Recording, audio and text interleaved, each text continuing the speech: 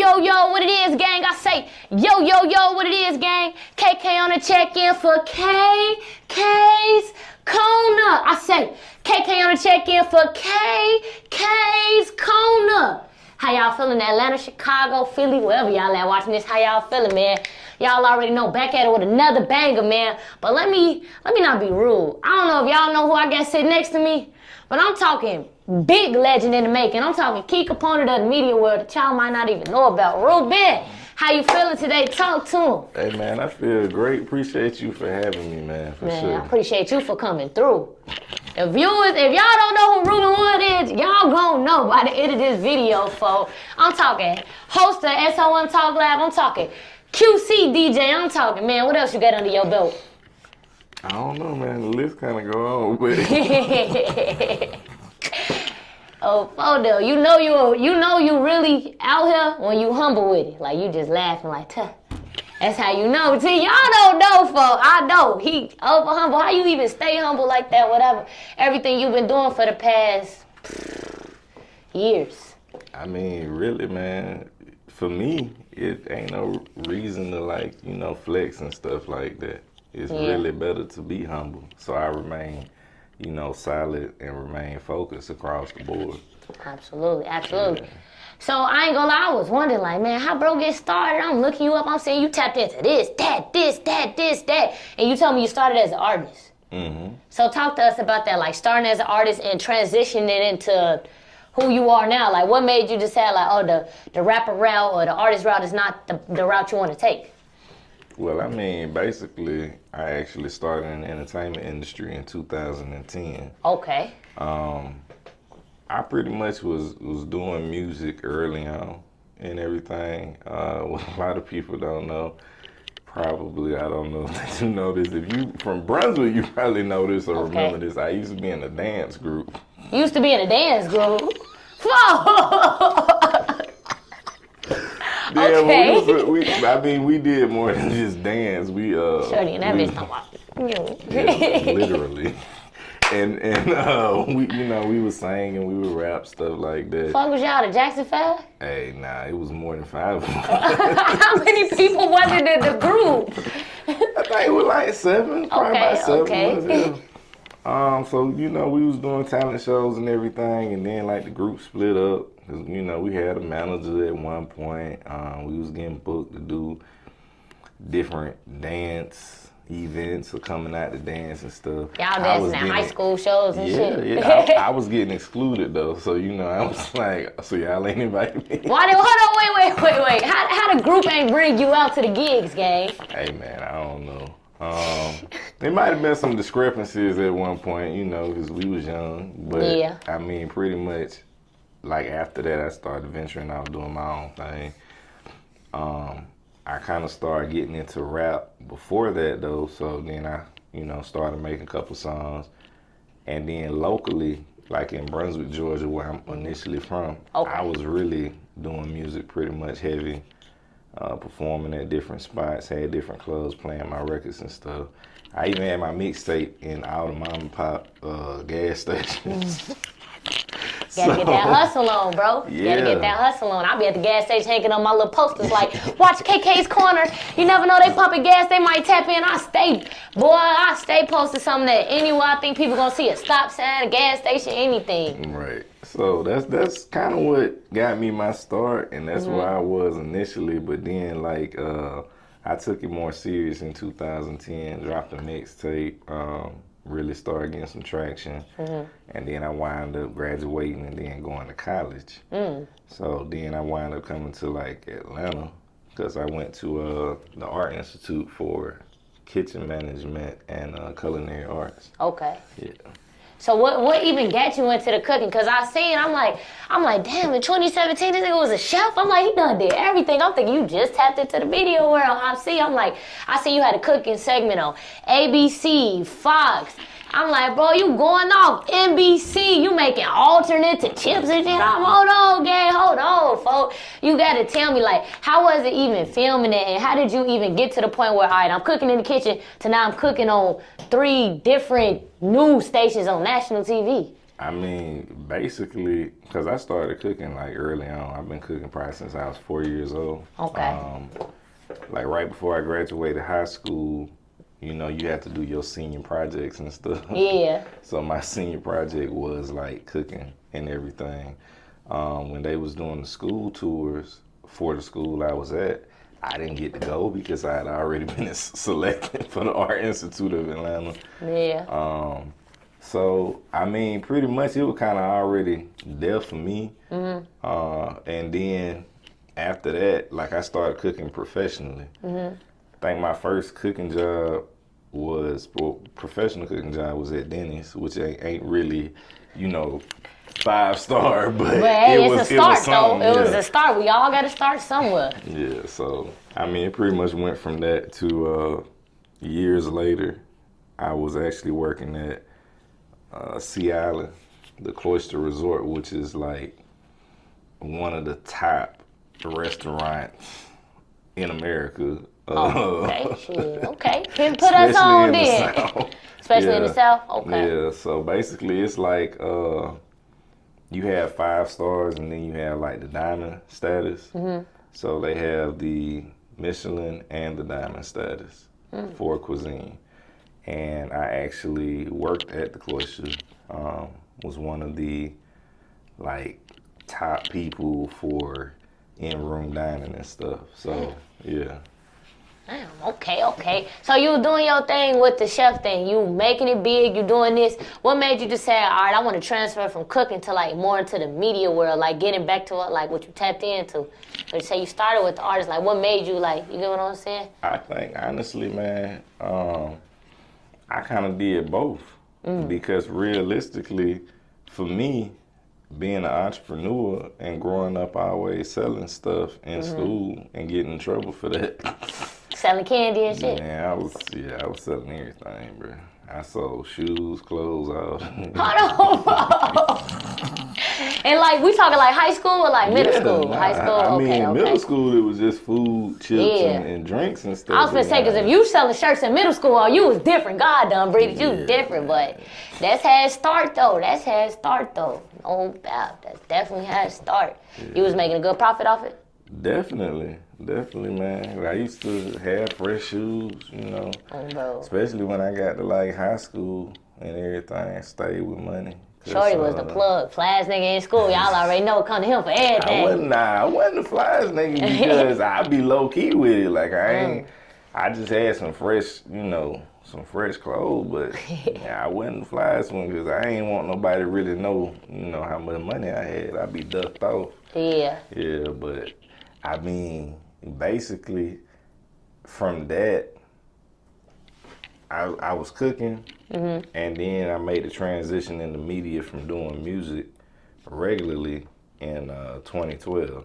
Okay. Because I had moved out to California, and I had already had a situation when I was living in New York. Right. And so when I moved out to California and everything, you know, I was like, man, I want to do something different, and I want to do something that's going to help the up-and-coming artists. So I actually started a media brand and a magazine company. So when I pretty much got into doing that, that was hard, but it made sense because people started rocking with it. So, I mean, on the media side, I really got my start in California with that. So I used to actually go interview a lot of different celebrities early on and be around them. And like, first people I actually interviewed was like TLC T-Boz from TLC. And then, kind of just built up my list from that, to be honest with you. You were just going out like chasing your content, just going out getting what you can get. Well, yeah, I mean, because getting content back then was a little different. You know, like we on the camera and stuff right now, we recording this. I wasn't thinking about nothing. To be honest with you. So how was you doing the interviews though? How was you doing it then? Via phone and writing them down. Yeah. So, I don't blame you though. Like, talk to us about some of the challenges you faced while building up the magazine and the media company, especially back then when times was different. Because now we can just upload something on social media. Everybody think just because they got a brand and put it on YouTube that they doing something. Like, talk to us about some of the real challenges that you had faced going through back then. So I think that one of the biggest challenges was going to print. Okay. Because the cost of actually creating a magazine physically and putting it in stores is costly. And if you don't have an investor and you don't have like the funds to be able to do so yourself, you know, you have to, obviously, you really got to sell advertisement, sponsorship packages and things like that, and sell your interview space. So it was a lot of trial and error. And then at one point I got to a position with the magazine brand where it was in stores and where it was doing what it needed to do. And I had the opportunity to sell it. So it was basically Spaced Out Magazine was initially supposed to get sold to the same company that runs Us Weekly or like big ones, yeah. And pretty much their offer to buy the magazine wasn't that good. It wasn't what you wanted at the time. But that's what's up though. The fact that you like knew your worth and you like, nah, I ain't gonna rock with it. I'm gonna keep doing my own thing. Yeah. You get what I'm saying? Because a lot of people, somebody coming in with some money, they gonna fold for it. They gonna go all in. You feel what I'm saying? Yeah. So like you had to have like a bigger vision to see like, nah, I'm gonna take myself and my brand farther. I don't want to settle for that.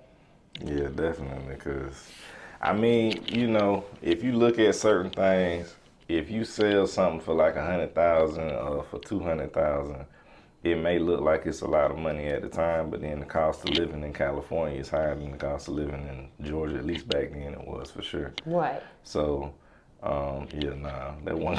That one gonna work for you. So wait, so you from Georgia, but you lived in New York, you lived in Cali, all these different places. Like, did you move around because you wanted to keep making connections and expand, or did you move for personal reasons? Like, what was the, I mean, a little bit of both, to be honest with you, because at one time, like, I started moving when I was doing music. So I was living in New York, I was doing music. I was actively doing music. Right. And we was doing shows and stuff in Brooklyn. We was doing shows in Manhattan. The Pyramid used to be really popping at that point because This Is 50 used to have like a showcase and everything. Used to have a lot of industry people that would come up and then we had another joint that we was performing at off of Nostrum Ave in Brooklyn, Legacy Lounge, I want to say it is.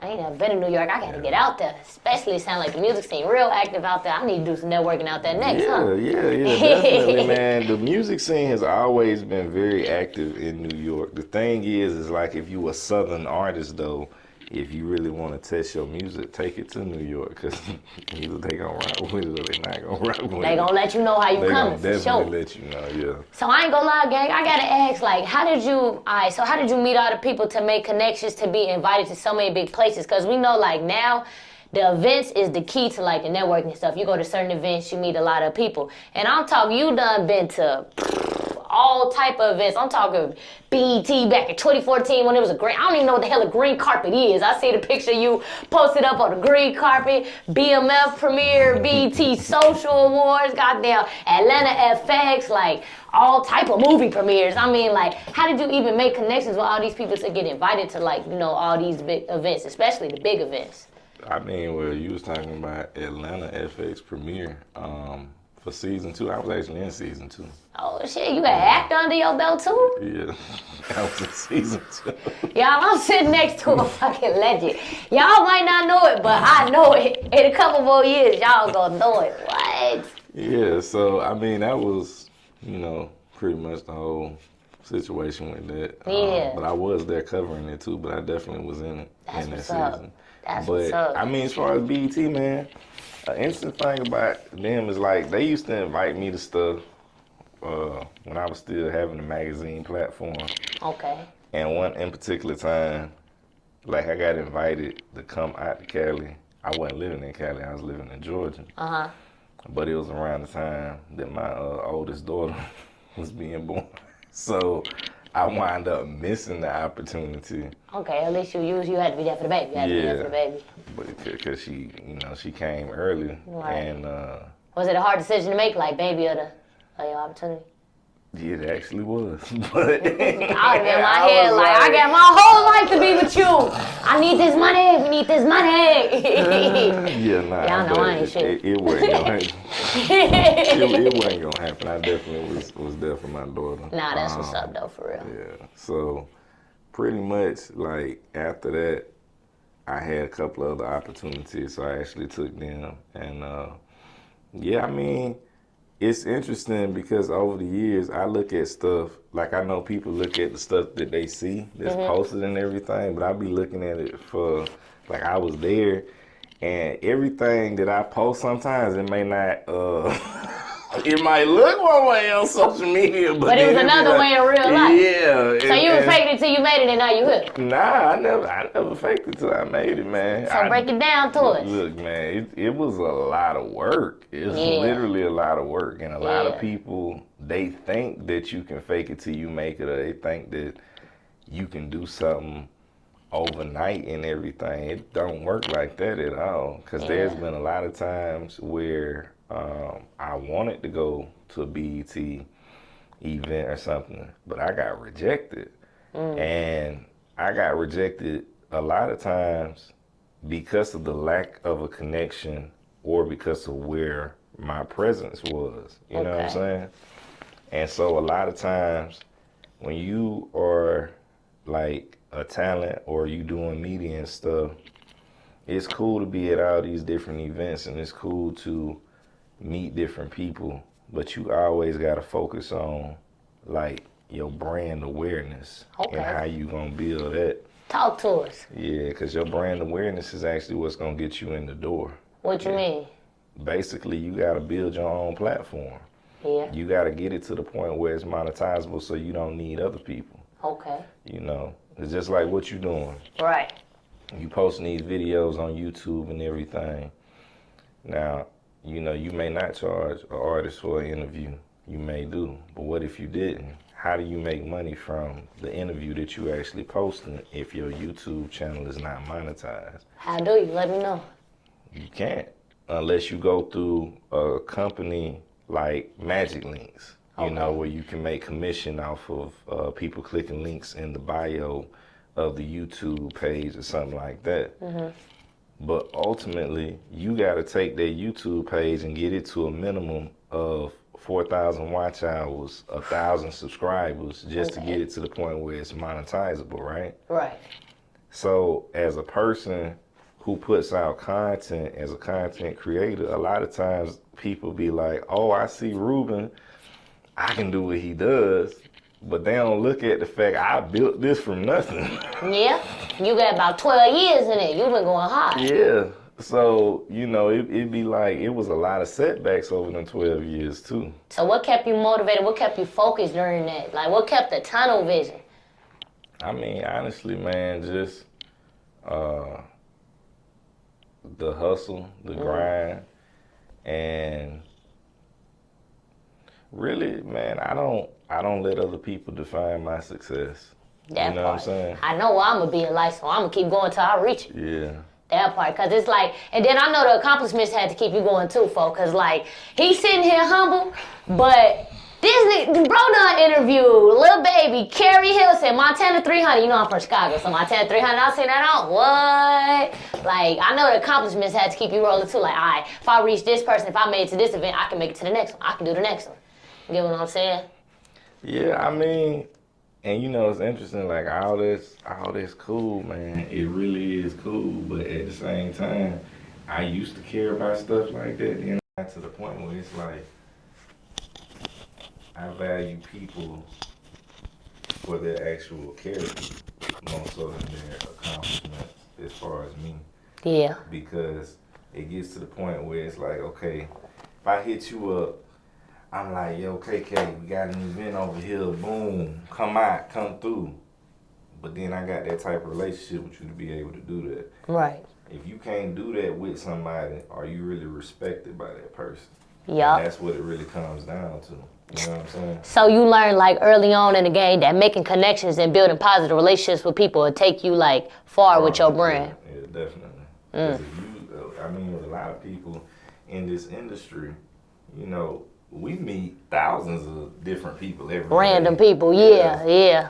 And a lot of them, you know, they're like, oh, I'll take my number or get my number and stuff like that. But they don't follow up with you. Yeah. And then they hit you up because they might follow you on social media and they see you doing something. So they hit you up then asking for something, but you don't even remember them. Because they didn't follow up with you, there's no genuine relationship built. It's like they just see you doing something, now they asking to be a part of the Yeah. way. So how do you, so for those who watching who, you know, young artists on the come up or anybody looking to be anything in the media world, how do they? If they want to know, well, I'm watching this because, you know, I really support Rueben, I love what he doing, and they trying to come up, how do they, after they meet somebody, how do they go from that event with the follow-ups and the keeping in contact without like irritating the person or coming off a certain type of way? Like, how did you do it? I mean, for the people that I'm cool with, like really cool with, that I can call and have an hour conversation and be like, hey man, I'm just checking on you, you know what I'm saying? Yeah. It's different because we done made money together. That's completely different. Yeah, that built a whole nother type of bond right there. But I mean, seriously though, there are people in the industry, people who are execs that I can call and I'll be like, yo, you know what I'm saying? Let's go get something to eat. Cool. Where you want to go eat at? If you don't have that type of relationship with somebody, it's like, y'all really just acquaintances. Yeah, y'all really just follow each other on Instagram and drop heat emojis under each other's posts. Y'all really ain't got nothing going on, for sure. Hey, I ain't gonna lie though, in the past 12 years though, you done accomplished a lot, Brody. Like, you've been on your grind. But I think, for me, the coolest thing that I think about you is, because this is a personal goal I have myself, like, one day I want to be able to take KK's Corner and be on national TV. I think I might have told you this when we was at, what was that event called? When we was out there in Texas.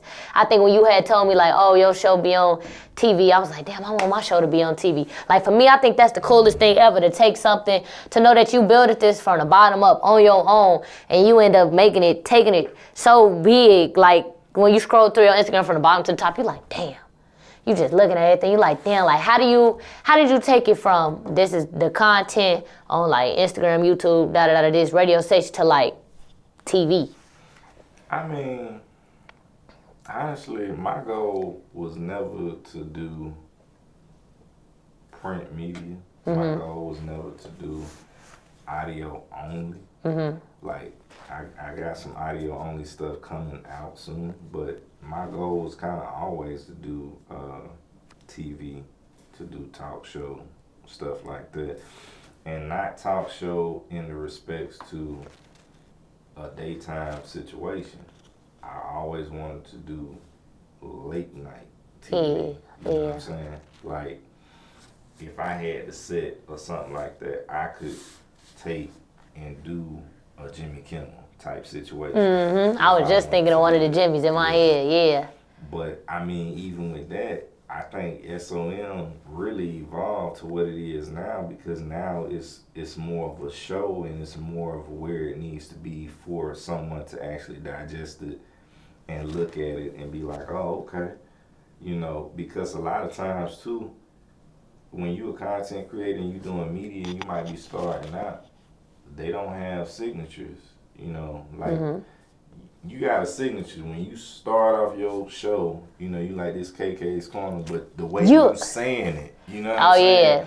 That's your signature. Okay. So my signature for my show may be my top 5 questions. Nobody else should ever ask anybody the same questions that I ask, because you gonna know. You gonna know that's Ruben's signature, yeah, for sure. So it's like, again, that goes back to the brand awareness and having people identify with your brand, because a lot of times, especially with like black media, it's harder for us to have certain opportunities to get to a certain position. Absolutely. Especially on our own. Absolutely. That's why I'm like, I cannot wait to ask, bro, like, how did you take it to TV? How did you get that? We want to know that free game real quick.